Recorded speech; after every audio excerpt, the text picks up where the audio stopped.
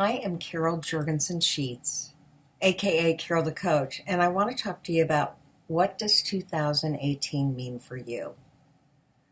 What I know is that at the beginning of the year, we set aside goals to be a better person, to get healthier, to make better choices, to be kinder to ourselves. And goals are great. Most of you know that I ask you to pick a word for 2018 that you actually believe will change your life. My word this year is intentional. I am going to be very intentional about the balance in my life. I'm going to work smarter, not harder. I'm going to have more downtime.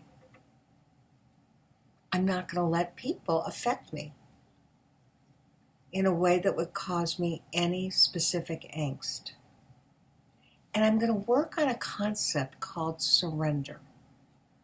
I'm going to surrender to what's happening in my own life and decide to look at it as, what do I have to learn from it?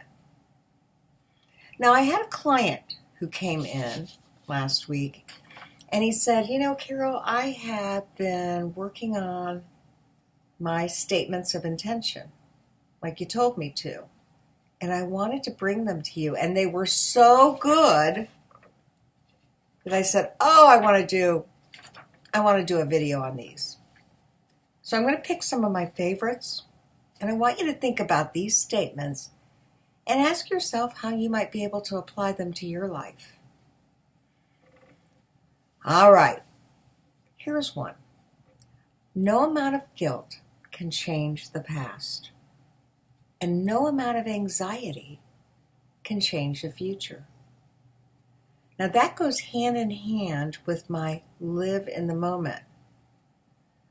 In other words, if you live in the moment, you don't have one foot in the past, worrying about what's happened to you, or one foot in the future, fretting about what could happen. Because that just isn't healthy. And it brought me to a second intention. He says, worrying is like paying a debt you don't owe. I oftentimes say, yes, don't allow worry to occupy your head rent-free. What that really means is, if you got some reasons to worry, great. But if you're worrying about things that haven't happened, you're wasting your precious time. Focus your energy on your attention and effort so that you can change what is within your control. Or if you change the way you look at things, the things around you change. Isn't that the truth? So much of our life is based on our attitude, how we perceive things, how we choose. I'm all about choices, how we choose to be affected. Objectivity is oftentimes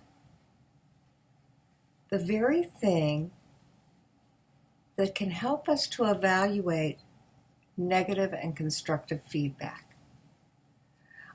In mindfulness, we say, take yourself out of being yourself and look at things from a different perspective, from a third person, to really be able to decide, what is it that you're hearing about yourself? What is the feedback, the criticism, the critiquing? There is no room for I think, or possibilities, or I guess. Speak with authority and conviction. Now, this is oftentimes an assignment that I give in group. When somebody says, I think, probably, I guess, I give them the timeout and I say, can you restate that? And sometimes they look at me and they go, no, because I don't know for a fact that I feel blah, blah, blah. And I say, well, how about if instead of saying, I think I can get through this, you say instead, I believe I can get through this, or I feel I can get through this. That helps to attach your own sense of self with the situation.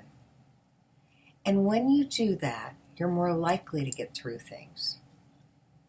You know, there are just certain things in life that if you do them, it creates momentum. If you say, I feel or I believe, as opposed to I think or I guess, you're much more likely to own it and move towards it. I also believe if you write it down, you're more likely to make it happen. That's why I'm a big believer in journaling. And when these simple formulas increase your success, why wouldn't you do it? All right. Let go of what can't be changed. If something has happened into your life and you just know for a fact that you can't change that past, look at it, honor it, process it, and then let it go. I'm not asking you to resist it. I'm not asking you to suppress or repress it. I'm asking you to deal with it and then let it go so it no longer affects your future. And last but not least, obstacles do not block the path. They are the path. So when I work with people who have had some really tough times, together we say, wow, life has really gotten in your way. And we all have to accept that that is life. Whether we get a cancer diagnosis, whether we lose our job, whether our family chooses to mistreat us. It is what it is, and only you get to decide how you move forward in that process. I'm Carol Jurgensen Sheets, aka Carol the Coach, and I want you to think about some intentions that you might create for 2018. What would your word be that would motivate you to be more successful? You know, if you're somebody that finds that you're overly sensitive, perhaps Teflon can be your word, and imagining Teflonizing yourself so that things roll off. If you're prone to conflict, maybe you can pick a word like serenity and say, with every situation that provokes me or makes me angry, I'm going to see if I may access serenity instead. Maybe you're a poor communicator and your word becomes check-in because you check in. You choose to check in every night with your spouse or your kids or yourself. Finding a word to reflect the year 2018 can change your life. Make sure to write it down. Make sure to post it places you'll see it. And make sure to make it a wonderful 2018. I'm Carol the Coach. I'll see you next time.